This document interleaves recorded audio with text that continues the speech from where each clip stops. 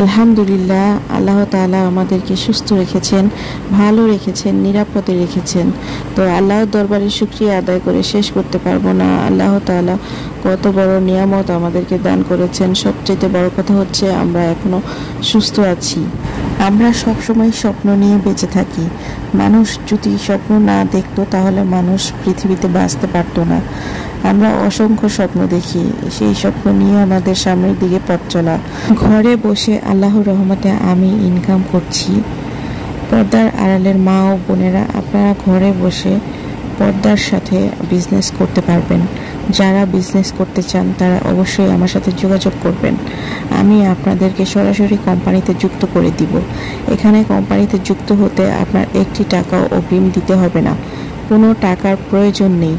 আপনি চাইলে বিজনেস করবেন, না চাইলে নাও করতে পারেন, সেটা আপনার ব্যাপার, কিন্তু আপনার চেষ্টা করতে তো কোনো ক্ষতি নেই।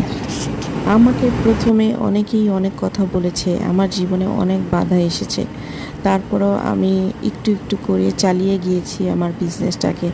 আল্লাহর রহমতে এখন আমার খুব ভালো সেল হচ্ছে। জীবনে ভালো কিছু করতে গেলে অনেক বাধা আসে।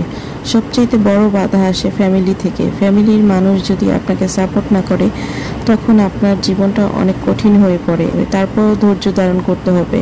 ধৈর্য ধারণ করলে আল্লাহ এর সফলতা দেয়, যেমনটা আমি পেয়েছি। আমি অনেক বছর যাবৎ বিজনেস করার চেষ্টা করেছি, এখন আমি আলহামদুলিল্লাহ